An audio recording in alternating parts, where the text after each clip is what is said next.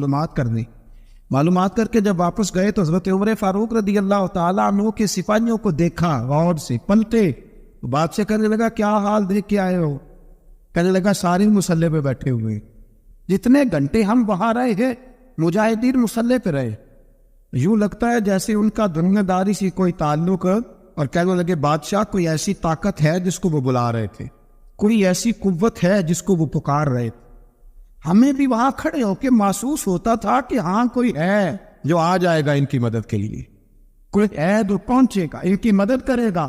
ایران کا بادشاہ کہنے لگا مجھے سمجھ آ گئی ہے، وہ جسم کی طاقت سے نہیں لڑتے، وہ کوئی غیبی طاقت ہے جس سے وہ لڑتے۔ بھائی وہ غیبی طاقت بھی تو ہمارے پاس ہم نے ناراض کر لیا نا، وہ بھی تو نہیں نا، مسجد کا رخ بھی تو کوئی نہیں۔ اور میں نے پچھلے جمعے بھی کہا تھا، پھر کہتا ہوں، وہن ہو گیا امت۔ نبی پاک نے فرمایا امت کو وہ کیا ہے، دنیا سے محبت ہو گئی ہے، موت سے کراہت ہو گئی، وہن ہے۔ صحابہ کرام کو موت سے بڑا پیار تھا، موت سے بڑی محبت کر، ہماری طرح نہیں، وہ کہتے تھے مریں گے تو منو مٹی، تو وہاں ٹھیک ہے عذاب قبر حق ہے، لیکن میں کہا کرتا ہوں سالوں کے بعد جو پردیس سے ماں کے پاس آئے، ماں اسے عذاب نہیں دیتی، اس کا ماتھا چوما کرتی ہے۔ اور بھائی جو رب کریم کی بارگاہ میں جائے گا، تیرا کیا خیال ہے، گل سڑ جائے گا؟ مدینے والے حبیب نے فرمایا قبر المومن روضۃ من ریاض الجنہ، فرمایا میرا مومن جب قبر میں جاتا ہے تو اللہ جنت کے سارے دروازے کھول دیتا ہے، وہ اللہ کی رحمت میں پہنچتا ہے۔ کون کہتا ہے مومن مر گئے، وہ تو قید سے چھوٹے اپنے گھر گئے۔ کون کہتا ہے قبر میں عذاب ہے تو صرف عذاب ہی ہے، ہاں مجرم کو سزا ملے گی، لیکن مومن ہمیشہ جہنم میں، وہ بالآخر جنت میں جائے گا، بالآخر جنت میں جائے گا۔ اور کسی درویش نے بات کی، وہ کر کے چلے گئے پر کمال ہی کر گئے، پہلے لگے دوزخ میں میں تو کیا، میرا سایہ نہ جائے گا، کیونکہ رسول پاک سے دیکھا نہ جائے گا۔ نبی پاک سید عالم علیہ السلام کے غلام تو دیکھو نا، ساری زندگی عمر فاروق بخاری پڑھو تو صحیح، ساری زندگی عمر ہر نماز کے بعد کہتے تھے اللہ پرزقنا شہادت فی سبیلک، اللہ بسترے پہ موت نہ دینا، موت مجھے شہادت کی دینا۔ حضرت سیدنا مولا علی شیر خدا کرم اللہ تعالیٰ وجہ الکریم ساری زندگی کہتے رہے اللہ علی نے میدان میں عمر گزاری ہے، اسے شہادت کی موت عطا فرما۔ او بھائی یہ تو شہادتیں مانگنے والے۔ حضرت امام حسین میدان کربلا میں کھڑے تھے، شمر کہنے لگا حسین تیری چارے جانی موت ہے، آپ فرمانے لگے تجھے ابھی ہمارا پتہ ہی نہیں، موت سے تو ہمارا پیار چلتا ہے، اور فرمایا یہ شہادت تو ہمارا پیچھا کرتی ہے، پہنچ جاتی ہے جہاں ہم ہوتے ہیں، موت سے ڈرا رہا ہے۔ مسلمان کا مرنے کو دل نہیں کرتا، ورنہ وہ اتنی بڑی کوٹھی پہ کون رہے گا؟ مرنے کو دل اس لیے نہیں کرتا کہ وہ جو 6 کروڑ 10 کروڑ ڈالر لوٹ کے رکھے، مر دے تو کھائے گا کون؟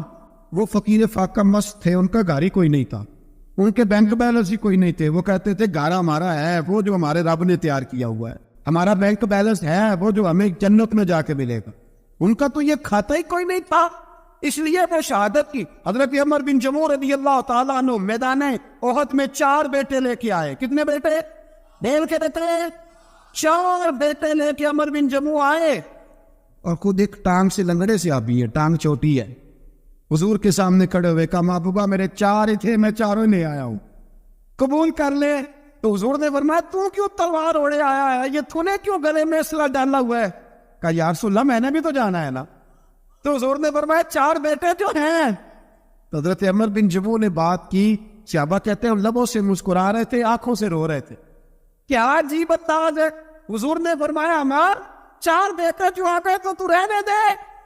حضرت عمر رو پڑے، کہنے لگے محبوبہ کیا لنگڑے جنت میں نہیں جائیں گے؟ کیا حضور میں لنگڑا ہوں تو میرے لیے جنت کوئی نہیں؟ میرے حبیب پاک سید عالم صلی اللہ علیہ وسلم نے فرمایا عمر تو ضرور جنت میں جائے گا، کہا محبوبہ پھر بچے بعد میں جائیں گے، میں پہلے میدان میں جاؤں گا۔ ایک بی بی 4 بیٹے لے کے آئی احد میں، کہا محبوبہ کل کمائی تھی میں لے آئی ہوں، میرے پاس کوئی اور شے ہوتی تو میں بچا کے نہ رکھتی، بیٹے دے کے نا حاضری لگوا کے تو واپس دروازے پہ لے گئی۔ حضرت سیدنا عبداللہ ابن عمر فرماتے ہیں بی بی بول رہی تھی تو میرا جذبہ جہاد بڑھ رہا تھا، اپنے بیٹوں کو کہنے لگی میں تمہیں حضور کے پاس چھوڑ کے جا رہی ہوں، جب تم میدان میں گرو گے تو میں تمہیں دیکھنے آؤں گی، دیکھنا تمہاری پشت پہ کوئی زخم نظر نہ آئے، اتنے تیر کھانے ہوئے سینے پہ کھانا، اتنے تلواروں کے نیزوں کے زخم برداشت کرنے ہوئے یہاں کھانا، پشت پہ زخم نظر نہ آئے۔ حضرت عبداللہ ابن عمر فرماتے ہو بی بی کی گفتگو میرا جذبہ جہاد بڑھا رہی تھی. ایک بی بی 3 سال کا 4 سال کا بیٹا لیے رو رہی ہے، احد کا دن ہے. سہیلیاں پوچھتی ہے تم کیوں روتی ہے؟ وہ کہتی ہے دیکھو میرا خامد بھی بدر میں شہید ہو گیا، بھائی اور باپ بھی. دل کرتا ہے کوئی جوان بیٹا ہوتا تو آج مصطفیٰ کے ساتھ اسے ہی بھیج دیتی. کوئی جوان میرے پاس ہے ہی 3 سال کا تو کیا کروں، 3-4 سال کا بچہ کیا کرے گا؟ پتہ نہیں کیا دلیل آئی، اچانک اٹھی، بیٹے کو سینے سے لگایا، کپڑا ڈالا، مسجد نبوی پہنچ گئی. حضرت بلال کہتے ہیں مجھے ملی، کہنے لگی بلال مجھے پتہ ہے حضور تیاری کرا رہے ہیں جنگ کی، پر 2 منٹ اگر میری ملاقات ہو جائے. بلال حبشی کہنے لگے حضور ہم پہ بی بی ضد کر رہی ہے. حضور باہر آئے، کہنے لگی حضور میں فلاں کی بیٹی، فلاں کی بہن، فلاں کی بیوہ ہوں، میں نے بدر میں 3 شہید دیے ہیں، اب میرے پاس یہ 3 سال کا لال ہی بچا ہے، بڑا فخر ہے میرا. لوگ مجھے شہید کی بیوہ، شہید کی بیٹی، شہید کی بہن کرتے، دل کرتا ہے شہید کی اماں بھی کہیں جاؤں تو میرا بیٹا لے لے. سیدنا بلال کہتے ہیں حضور مسکرائے، کہنے لگے یہ 3 سال کا نونہال کیا کرے گا؟ کہتے ہیں اماں کا عجیب جذبہ ہے.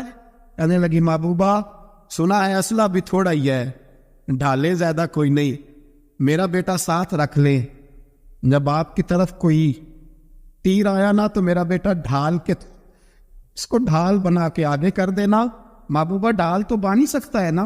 حضرت بلال فرماتے ہیں مصطفیٰ کریم نے فرمایا جا میں نے قبول کیا، قیامت کے دن بیٹا کر لے جا، جب تیرا نام پکارا جائے گا تو شہید کی اماں کہہ کے پکارا جائے گا، جا تو گھر لے جا. کہتے ہیں چلتے چلتے ایک غریبنی اور آ گئی، اتنی سی اٹی بان کی، اتنی سی. بلال حضور سے ملاقات ہو جائے گی.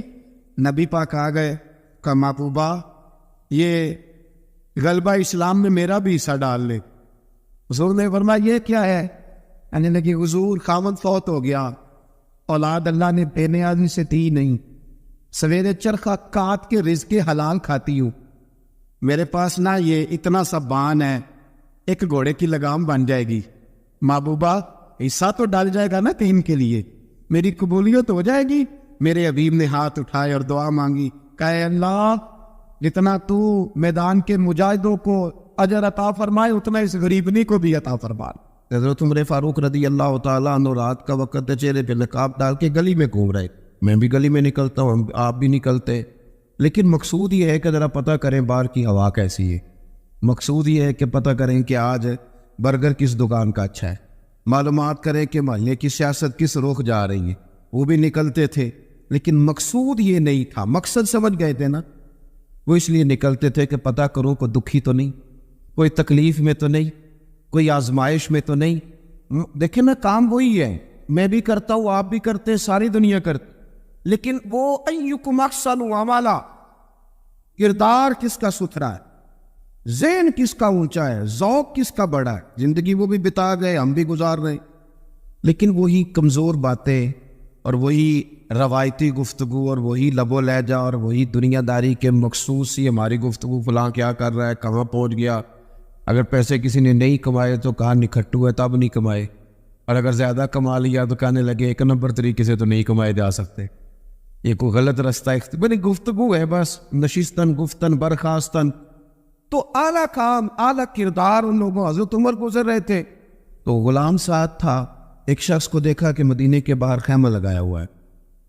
بھئی خیریت ہے، یہاں خیمہ کو لگایا؟ کہنے لگا امیر المومنین سے ملنے آیا ہوں، رات ہو گئی تھی تو سوچا یہیں قیام کر لیتا ہوں، صبح ان سے ملوں گا. تو فرمایا اندر کسی کے درد سے کراہنے کی آواز آتی ہے. کہنے لگا میری بیوی ہے اور بچے کی ولادت کا وقت آ گیا، تکلیف میں. حضرت عمر دوڑے گھر گئے، اپنی اہلیہ سے کہنے لگے نیکی کمانے کا ارادہ ہے؟ اس نے کہا ہے. مقصد سمجھ گئے تھے نا وہ لوگ. بالکل ہے. فرمایا جو ضرورت کی چیزیں ولادت کے وقت ہوتی ہیں لے لے، کچھ گھی لے لیا، کچھ چنے لے لیے، کچھ ضرورت کی چیزیں لے لی، خاتون کو ساتھ لیا. یہ خاتون اول کی بات کر رہا ہوں، میں خاتون اول کی بات کر رہا ہوں. حضرت فاروق اعظم رضی اللہ تعالیٰ عنہ امیر المومنین ہے. حضرت عمر نے اپنی اہلیہ کو ساتھ لیا، جہاں وہ شخص تھا وہاں آئے. اہلیہ نے حضرت عمر کے ذمہ کام لگایا، آگ جلا لیں، یہ تیل لے لیں، فلاں فلاں چیز گھی میں ڈال لیں، بنانی شروع کر دیں. فاروق اعظم نے ہاتھ کے اندر پکڑا ہوا برتن، چمچہ، ڈوئی بھی آخ لی دے، پنجابی ہے نا ہم، تو وہ کام کر رہے، چلا رہے، آگ جلا رہے، خاتون اندر ڈیوٹی کر رہی. تو وہ شخص جو تھا نا جس کی بیوی تھی، وہ کہتا ہے میں 2-3 دفعہ کا غلام ادھر آ، فلانی چیز بتا. میرے ذہن میں یہ تھا کہ امیر المومنین نے کو بندہ کھڑا کیا آنے جانے والے مسافروں کا خیال کرے. میرے سے 2-4 دفعہ میں نے اپنے لفظوں میں بات بھی کہہ دی، لیکن جب اندر میرے بچے کی ولادت ہوئی تو اندر سے میری بیوی بولی اور حضرت عمر کی اہلیہ بولی اور بول کے کہنے لگی امیر المومنین مبارک ہو، آپ کے دوست کو رب نے بیٹا دیا ہے. وہ شخص کہتے ہیں میں باہر کھڑا تھا، وجود تڑپ گیا، آنکھیں برس پڑی، کبھی نہیں رویا تھا پر کیفیت عجیب بن گئی. کوئی تقریر نہیں سنائی، کوئی اعلیٰ شعر نہیں انہوں نے پڑھا. میں نے جو لے کر ان کے سر سے پاؤں تک دیکھا. میں نے کہا یہ وہی شخص ہے جس کا نام لے تو کیسر و کسرا کانپ جاتے ہیں، یہ وہی شخص ہے. میں نے جمعے میں کہا تھا کہ روب کپڑوں کا نہیں ہوتا، روب تو دیانتداری کا ہوتا ہے. ہاں بڑا مال کما کے لوگوں نے بنائی ہوتی ہے کار کوٹھی، تو بندے کھڑے ہو کے کہہ دیتے ہیں 2 نمبر طریقے سے آیا ہے. اور 13ویں-14ویں گریڈ کا ملازم ہو تو اس کے سامنے بہت بڑا افسر ڈر رہا ہوتا ہے، یار بندہ دیانتدار ہے، یہ رشوت نہیں لیتا، سفارش نہیں مانتا، یہ میرٹ پہ کام کرتا ہے. تو روب تو آپ کی دیانتداری کا ہے، آپ کی سچائی کا ہے. اپنی زندگی میں جو لوگ مقصد سمجھ گئے، مقاصد پا گئے، کچھ کر گئے، ہم ذرا الجھ گئے ہیں. پہلے اتنا شاندار مکان بناتے ہیں، پھر مرنے کو کس کا دل چاہے. اتنی محنت کر کے جو ہے وہ کوٹھی بنائی ہے تو اب چھوڑ کے کون جائے. وہ تیار بیٹھے تھے. انہیں نبی کریم نے کہا تھا کن فی الدنیا کانک غریب نو عابر السبیل، تم نے مسافروں کی طرح رہنا ہے.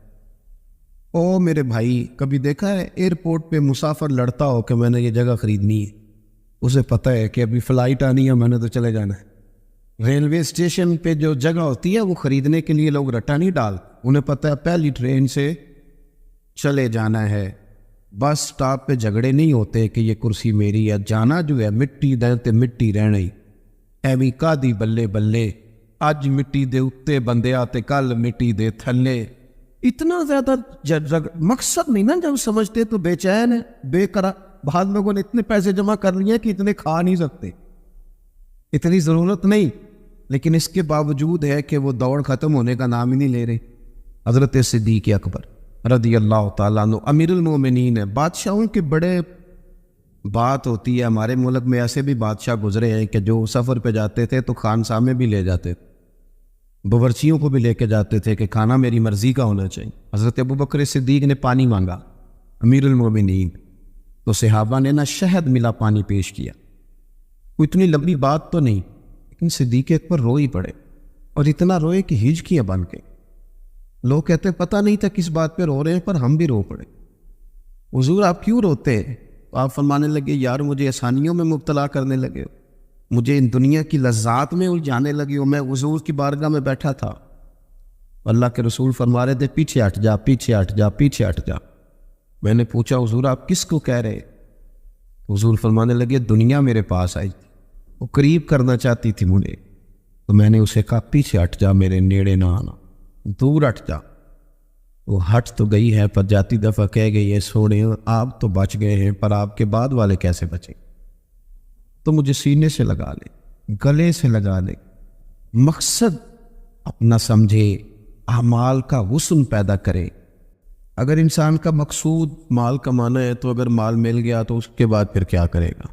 کسی نے طے کر لیا تھا کہ بہت بڑی گاڑی اور بہت بڑا بنگلہ مجھے چاہیے، تو وہ بنگلہ اسے مل گیا، گاڑی آ گئی. اب تو مقاصد کیونکہ طے نہیں ہوتے، تو جو چیز انسان چھوٹا سا مقصد طے کرتا ہے وہ اسے حاصل ہو جاتا ہے. میں نے ملک سے باہر جانا ہے، گھر سیٹ کرنا ہے، ساتھ والا پلاٹ لینا ہے، ہو گیا سارا کچھ. تو اب وہ پھر انسان بے چین ہو جاتا ہے، پریشان رہتا ہے، کہتا ہے سمجھ نہیں آتی مطلب مقصود کیا ہے. اللہ تبارک و تعالیٰ نے تو ایک تنکا بے مقصد پیدا نہیں کیا، اتنا سونا انسان کیسے بے مقصد پیدا کر. تو رب کریم نے ہمیں بتایا کہ مقصد تو تمہارا ہے. مقصد ہے الذی خلق الموت والحیات لیبلوکم ایکم احسن عملا. اس نے موت اور حیات اس لیے پیدا کی ہے تاکہ پتہ چلے تم میں اچھے عمل کون کرتا ہے، تم کس قدر زیادہ اپنے رب کی عبادت کرتے ہو، کس قدر زیادہ حسن اخلاق کا مظاہرہ کرتے ہو، کس قدر زیادہ لوگوں کی خدمت کرتے ہو، کس قدر زیادہ تم دین کی تبلیغ میں، اشاعت میں، ابلاغ میں، ترویج میں کردار ادا کرتے ہو۔ با مقصد تمہیں بنایا، با مقصد اچھا ترین عمل تم میں سے کون کرے؟ اس لیے موت اور حیات پیدا کی تھی کہ تم نے ستھرے سے ستھرے اعمال، بہتر سے بہتر کردار، اعلیٰ سے اعلیٰ تمہارا انداز زندگی۔ دیکھیں، ہم نے لوگوں کے ساتھ مل کے رہنا ہوتا ہے، بہت ساری چیزیں ایسی ہوتی ہیں کہ جو تکلیف کا سامان بنتی ہیں۔ اب انہی لوگوں کے ساتھ اللہ نے ہمیں مل کے رہنے کا حکم دیا، ان کے حقوق ادا کرنے کا حکم دیا، تو ساتھ ساتھ نہ درگزر کا بھی کہا، معافی کا بھی کہا۔ جب انسان معافی کر دینے والا ہو جاتا ہے، درگزر والا ہو جاتا ہے، تو پھر وہ بڑا ہو جاتا ہے، بڑے دل والا ہو جاتا ہے، بڑے حوصلے والا ہو جاتا ہے، بڑے ضرب والا ہو جاتا ہے، اس کی زندگی حسین ہوتی۔ تو یہاں آئے تھے کچھ کام کرنے، وہ جو ہم نے مقصود بنائے تھے نا، مطلب اچھے کپڑے، اچھی دنیا داری، اچھی گاڑی، اچھا موبائل سیٹ، وہ چونکہ مقصود نہیں تھا تو ان چیزوں کے حصول کے باوجود بھی لوگ پریشان۔ مقصود یہ تھا کہ بہترین عمل، سونا عمل، اعلیٰ ترین عمل میرے رسول پاک صلی اللہ علیہ وسلم کے غلاموں نے نا وہ عمل کر کے دکھایا۔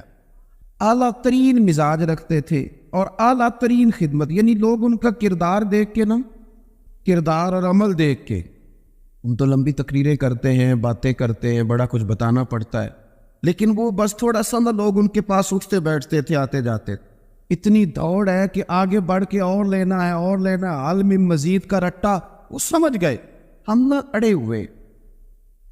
بہت سارے لوگ ایسے ہیں جنہیں صحیح بات کا پتہ چل گیا ہے، وہ فیصلہ کرنے میں دیر کر رہے، انہیں سمجھ آ گئی ہے کہ بہتر یہی ہے کہ میں وقت پہ مسجد آیا کروں، انہیں سمجھ آ گئی ہے بہتر یہ ہے کہ سویرے اٹھ کے نا واٹس ایپ بعد میں دیکھوں، پہلے قرآن پاک کی زیارت کر لیں۔ سمجھ انہیں ہے، سمجھ ہے کہ باتیں زیادہ کرنے سے بہتر ہے درود و سلام زیادہ پڑھا جائے، پتہ انہیں ہے، وہ فیصلہ ہی نہیں کر رہے، ارادہ نہیں بنا رہے، توجہ نہیں کر رہے۔ جب بہت زیادہ بندہ دنیا داری میں الجھ جاتا ہے نا، بہت زیادہ، آسانیاں تو بندے کو جینے نہیں دیتی۔ پہلے انسان کہتا ہے کہ موٹر سائیکل ہو جائے نا تو چلو سفر آسان ہوگا، پھر موٹر سائیکل کہتا ہے ٹائر 2 ہیں، 4 ٹائروں والی ہونا، چلو مہران ہی ہو جائے خیر ہے، لیکن مہران میں بیٹھتے ہی اسے خیال آتا ہے کہ اس کی تو سیٹیں تنگ ہیں، پھر اس سے بڑی گاڑی چاہیے۔ یہ روز دوڑ ہے، بانج فقیروں کسے نہیں ماریا، اے ہوئی چور اندر دا، یہ دوڑ ہے، یہ ختم۔ حضرت ابوبکر صدیق رضی اللہ تعالیٰ عنہ امیر تھے، ہمیں تو نا جی ایک سے ایک کھانا، اور آج یہ نہیں کھانا، آج میری مرضی کا کھانا، یہ میری مرضی کا، یہ میرے بچے کی مرضی، یہ فلانے کی مرضی کا، وہ خواہشات کا انبار، اور نفس بچے کی طرح ہوتا ہے، خواہش پوری کرو تو فوراً ہی دوسری بھی بتا دیتا ہے، دوسری پوری کرو تو تیسری کی بھی خبر دے دیتا ہے۔ ہم نہ چونکہ الجھ جاتے ہیں، پھر وہ الجھاؤ ہمیں باہر نہیں نکلنے دیتا۔ اگر تھوڑا تھوڑا کر کے، میرا مطلب یہ ہے کہ زندہ رہنے کے لیے روٹی کھانی ہے نا، مثلا روٹی کا لطف کتنی دیر ہوتا ہے، جتنی دیر منہ میں چباتے، اس کے بعد ختم۔ تو کپڑا تو پہننا تھا بدن چھپانے کے لیے، اس میں وہ کدھر سے آ گئیں ساری کہانیاں جو آج بن گئی ہیں، بن گئی۔ اور اتنے میں نے عجیب و غریب نظام دیکھا ہے کہ نوجوان ہے، اچھا بھلا سیاںا آدمی، کپڑے اس نے تازے سلوائے ہیں، اور 99 لوگوں نے کہا ہے صحیح لگ رہا ہے، تو صرف ایک نے کہا نہیں ٹھیک لگ رہا، وہ پریشان ہو جاتا ہے، کہتے بھی اس کا کچھ کرو۔ کیوں؟ اس لیے کہ یہی سارا مقصود سمجھ لیا ہے، کپڑے پہننا، اسی میں الجھ جانا۔ میں اکثر دوستوں سے کہتا ہوں، میں خود کسی دوسرے کی بات نہیں کرتا، بہت زیادہ عمر نہیں میری، میں خود جایا کرتا تھا، شادی کوئی آ گئی تو 2-3 دن پہلے ابا جی کہتے تھے پرانے جوتے کچھ گنڈوا لا، کچھ پالش کرا لا، توڑے میں ڈال کے جانا موچی کے پاس، اس نے کچھ سیٹ کر دینے۔ اب کہاں رہ گیا جی یہ کام، چھٹی نہیں ہو گئی، اب کون سا ایسا سلسلہ ہے؟ وہ جو کہیں سے کپڑا تھوڑا پھٹ جاتا تھا نا، تو اماں اس کو اس طرح پیوند کراتی تھی کہ ڈیزائن بھی بن جاتا تھا اور کام بھی جل جاتا۔ کدھر گیا وہ دور؟ لیکن تکلیف دیکھ لیں آج پہلے سے زیادہ ہے، لڑائی پہلے سے زیادہ ہے، آزمائش پہلے سے زیادہ ہے۔ کیوں؟ جتنی بھی خواہشات آپ بڑھاتے جائیں گے نا، مقصد فوت ہوتا جائے گا۔ جتنی بھی مقصود سفر کرنا ہے، گاڑی دکھانا تو مقصود نہیں نا، لیکن ہمیں وہ والی گاڑی چاہیے کہ لوگ ایک دفعہ انگلی منہ میں ڈالیں کہ وہ اس گاڑی پہ بیٹھا ہوا ہے. ہم مقصد سے پیچھے ہٹیں گے جب پھر تکلیف میں آئیں گے، پھر آزمائش. زندگی میں ہم نے جو چیزیں مینج کی ہیں وہ ساری دوسروں کے لیے، ہمارے لیے کوئی شے بھی نہیں. ولیمے پہ گئے تاکہ برادری راضی ہو جائے، تعزیت کے لیے گئے تاکہ محلہ راضی ہو جائے، فلانا کام کیا تاکہ لوگ جو ہیں وہ میرے حق میں ہو جائے. ساری زندگی دوسروں کے لیے جی کے گزار دی، اور آپ نے 99 نیکیاں کی، ایک خامی آئی تو لوگ تو وہ تھے جو پھر بگڑ گئے. بہتر نہیں بندہ رب کو ہی راضی کرے. واللہ ورسولہ احق ان یرضوا، اللہ اور اس کے رسول کا زیادہ حق ہے کہ انہیں راضی کیا جائے. ان کا زیادہ حق. اپنی زندگی میں معاملات کو ترتیب دیں، ایک مخصوص ذہن بنائے، اتنا سویرے قرآن شریف پڑھنا ہے، اتنا درود پاک، اور یہ راز ہو ہمارا اور ہمارے رب کا. یہ راز ہو اتنی دیر مصلی پہ بیٹھنا ہے. میرے ایک دوست سے ڈاکٹر صاحب میں بیٹھا تھا تو وہ ایک شخص کو کہہ رہے تھے تیرے دل میں کچھ باتیں ہیں نکال دے تاکہ تیری ٹینشن ریلیز ہو جائے، تیری صحت ٹھیک ہو جائے. تو بندہ کہہ رہا تھا اچھا ٹھیک ہے ڈاکٹر صاحب. تو میں نے کہا کہ اگر آپ اجازت دیں تو ایک بات میں بھی کر لوں. نے کہا آپ بھی کر لیں. تو میں نے کہا ڈاکٹر صاحب کچھ دکھ بڑے ذاتی اور نجی ہوتے ہیں، بندہ کسی کے سامنے کہہ ہی نہیں سکتا، اور یہ ذاتی قسم کے ہوتے ہیں. وہ آپ کسی کے سامنے اتنا مرضی کوئی قریبی ہو، وہ بندے کی اپنی اندر کی کچھ ایسی تکلیفیں ہوتی ہیں اندر کی. آزم گنڈا دے وچ گنڈا 10 کیڑی کھولا، بڑے مسئلے ہوتے ہیں، آپ کیسے بیان کر سکتے ہیں، سوال ہی نہیں پیدا ہوتا. تو کہنے لگا پیر صاحب حال تو ہوگا نا. میں نے کہا بالکل ہے. ہمیں ہمارے دین نے دعا سکھائی ہے، جو کسی سے نہیں کہہ سکتے وہ اپنے رب سے کہہ دو. اللہ کے حضور عرض کر دو، کشکول طلب دراز کر کے کہہ دو مالک یہاں پریشان ہوں. وہ بڑا کریم ہے، عطا بھی کرے گا اور پردہ پوشی بھی فرمائے گا. اپنے اللہ کے ساتھ اپنا تعلق مضبوط کریں. اپنی زندگی میں حسن اعمال کا پیدا کریں، اعمال کا، کہانیوں کا نہیں، باتوں کا نہیں، تصویروں کا نہیں، نئی سے نئی پکچر کا نہیں، اعمال کا. اور خوبصورت ترین طریقہ ہو. دیکھیں نا مشکل سے بھی تو نماز پڑھنی ہے نا. سویرے ابا بڑے غصے میں تھے تو پھر مجھے اٹھنا ہی پڑا، تو اس طرح بھی تو پڑھنی ہے. تو اگر بندہ ذوق سے اٹھے اور ذرا سونا کر کے وضو کرے اور ذرا صحیح کر کے مصلی بچھائے اور سجدہ کرے تو ذرا ذوق سے کرے. مجھے سوز دے، مجھے ساز دے، مجھے نیم شب کا نیاز دے، دم سجدہ خود کو میں توڑ دوں، مجھے ایسا ذوق نماز دے. اس ذوق کے ساتھ آگے بڑھے. مقاصد جب بندہ سمجھ جاتا ہے نا، مقاصد، پھر اس کے لیے آسانی ہوتی ہے. میں نے عرض کیا تھا زیادہ باتیں نہیں کرنی، مقصود تو ایک پیغام دینا ہے. اب ہم نے جانے والوں کے لیے کیا کرنا ہے؟ ایک تو یہ کہ اپنا مقصد ٹھیک کرنا ہے کہ جو رخصت ہو گئے اپنے بزرگوں کو نا یاد رکھیں. اصل کام ہے ان کو بول کے بتائیے. سال کے بعد ختم بڑی اچھی بات ہے، سسماہی ششماہی سیماہی سب ٹھیک ہے، ان کو یاد رکھیں. حضور نہ یاد رکھتے تھے، اپنی والدہ کا ذکر کرتے، اپنے والد کی بات کرتے، اپنے دادا کا ذکر کرتے. اپنے جانے سیدہ خدیجہ الکبریٰ رضی اللہ تعالیٰ عنہ وصال کر گئی تو حضرت عائشہ کہتی ہیں حضور اکثر گھر میں ان کا ذکر کریں. اپنے بزرگوں کو یاد رکھیں، ان کا ذکر کریں. ان کو نا والد کے لیے نا والد ہونا شرط ہے، PhD ہونا شرط نہیں. والد کے لیے والد ہونا شرط ہے، مفتی ہونا شرط. والد ان پڑھ بھی ہو تو بچے کو سمجھانے کا سلیقہ سے اللہ اسے عطا کاری دیتا ہے. ماں بالکل ان پڑھ بھی ہو تو بچوں کو سمجھانے کا طریقہ اللہ اسے ان سے سیکھے. میرے والدہ اور والدہ دونوں اپنا نام نہیں لکھ سکتے تھے، تو میں اپنے دوستوں سے کہتا ہوں مجھے کبھی موقع ملے تو میں کئی جلدوں میں کتاب لکھ سکتا ہوں اپنے ماں باپ. اس لیے کہ وہ جو ہمیں سکھا گئے، جو بتا گئے، وہ انہی کا خاصہ. تو اپنے ایک تو جانے والوں کو یاد رکھیں، دوسرا ان کے لیے دعا کریں تو درد سے کریں، سونی کر کے کریں، صحیح کر کے کریں، اکیلے بیٹھ کے کریں. دعا کا سب سے زیادہ تعلق آپ کے دل کی آواز کے ساتھ ہوتا ہے. اور جس طرز میں حضور نے ہمیں حدیث سکھائی ہے نا، اس رنگ میں کبھی آپ حدیث کو سیکھیں، سمجھے نا. حضور فرماتے ہیں جس طرح دریا میں ڈوبنے والا سہارا تلاش کر، دریا میں اسے کتنی کچھ جلدی ہوتی ہے، ہوتے لگ رہے ہوتے ہیں.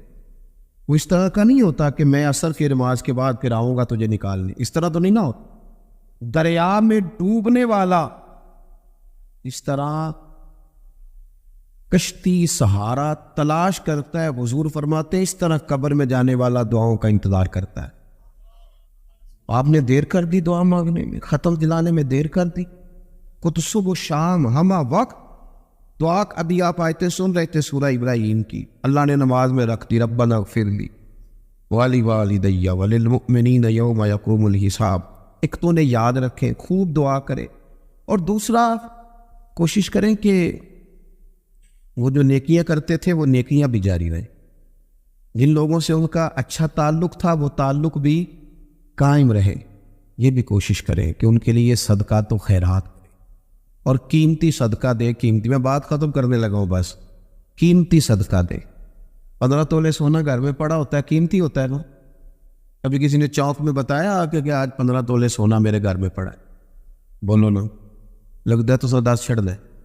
اگر گھر میں 50 لاکھ روپے کیش پڑا ہو تو چوک میں گلی میں آ کے آپ بات کریں کہ گھر میں پیسے پڑے, کیوں؟ کہ وہ قیمتی ہے, کوئی لے نہ لے. تو یہ جو 5000 مسجد دیکھ کے سارے محلے کو بتاتے ہو یہ بھی صدقہ تھا, یہ بڑا قیمتی چیز تھی. یہ بتانے والا نہیں تھا, یہ تو نیکی تو قیمتی تھی. قیمتی چیز جو ہوتی ہے وہ تو چھپائی جاتی ہے کہ بتائی جاتی ہے. یہ جو بیٹیاں ہیں نا اسلام کی مائیں بہنیں, یہ قیمتی ہے. اس لیے اسلام انہیں کہتا ہے تم گلیوں اور چوکوں میں آنے والی نہیں, قیمتی چیزیں. قیمتی چیزیں گھر کے اندر رہا کر تو تم قیمتی چیزیں ہو, تمہارا وجود قیمتی ہے. تم کبھی ماں ہو, کبھی بیٹی ہو, کبھی بہن ہو, کبھی بیوی ہو, قیمتی ہو. اس لیے تمہیں اسلام کہتا ہے کہ گھر کے اندر رہو گی تو تمہاری قیمت رہے گی.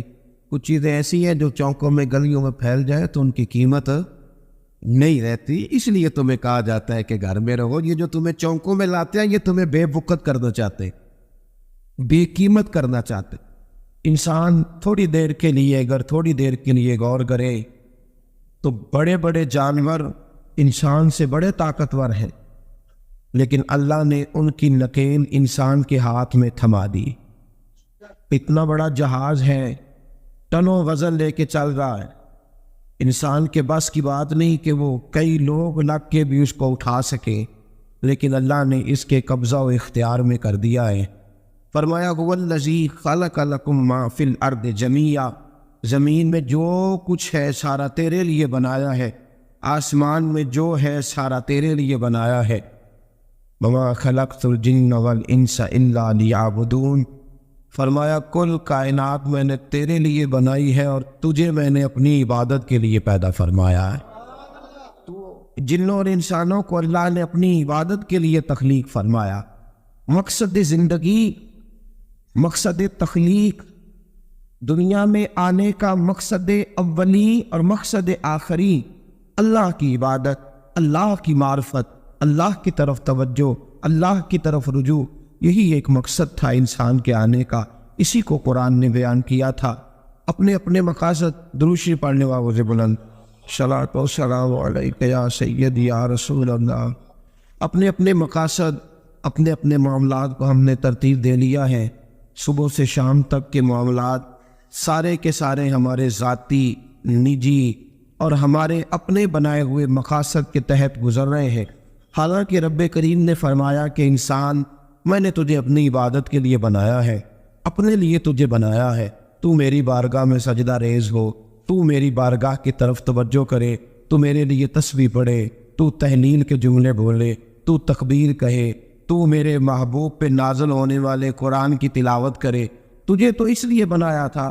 عبادت کا معنی یاد رکھیے گا, عبادت کا معنی فقط نماز پڑھنا نہیں, عبادت کا معنی صرف نماز پڑھنا نہیں. نماز عبادت کا ایک جز ہے, نماز عبادت کا ایک حصہ ہے. عبادت نماز پڑھنے کا نام نہیں, عبادت روزہ رکھنے کا نام نہیں, عبادت صرف اور صرف حج کرنے کا نام نہیں, فقط ذکر و فکر کرنا عبادت نہیں, بلکہ اللہ کا حکم ماننے کا نام عبادت ہے. خدا رسول کی بات ماننے کا نام عبادت ہے. جہاں جانے کا خدا حکم دے وہاں چلے جاؤ, یہ عبادت ہے. جہاں جانے سے منع کر دے وہاں کبھی نہ جاؤ, یہ عبادت ہے. اگر نماز پڑھنے کا نام عبادت ہوتا تو پھر فجر کی فجر کے وقت کیوں پڑھنی پڑتی, پھر ظہر میں ہی کیوں فرض ہوتی, پھر عصر کا وقت مغرب میں جا کے کیوں نہ شروع کیا جاتا, پھر انسان کی مرضی تھی جب پڑھ لیتا. فرمایا نہیں، عبادت میری ہے، اصل میری اطاعت ہے. میں جب کہوں کہ یہ فجر کا وقت ہے تو تجھے فجر مان کے پڑھنا، جب کہوں ظہر کا وقت ہے تو ظہر مان کے. ہم نے عبادت کو مخصوص کر دیا. مسجد میں چلے جانا، نفل پڑھ لینا، کچھ دیر قرآن شریف پڑھ لینا، کچھ دیر اللہ کی عبادت کر لینا، کچھ دیر ذکر اذکار کر لینا، اس کا نام عبادت ہے. اور باہر نکل کے بے شک جھوٹ بولے، باہر نکل کے بے شک غیبت کرے، باہر نکلے اور کم تولے، باہر نکلے اور اپنی من مرضی کرے، تو یہ عبادت نہیں. اس لیے کہ ہم اس خدا کے ماننے والے ہیں جو صرف مسجد میں نہیں ہوتا بلکہ جلوہ تیری ذات کا کو بکو ہے. میں جدھر دیکھتا ہوں ادھر تو ہی تو ہے. ہمارا خدا صرف مسجد میں نہیں ہے، اللہ ہر جگہ ہے. جے میں تینوں اندر جانا پھر مقید جانا، جے میں تینوں باہر سمجھا اندر کون سمانا.